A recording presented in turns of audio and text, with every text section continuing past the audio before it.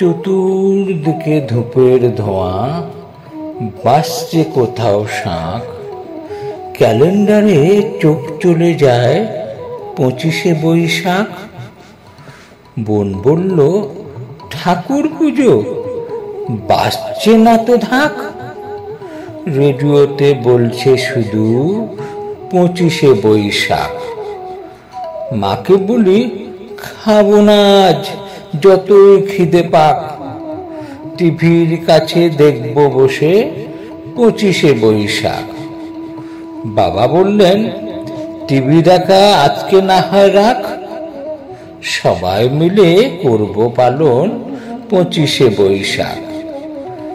ভাই বলল, বীর পুরুষ। দাদা বলল, থাক।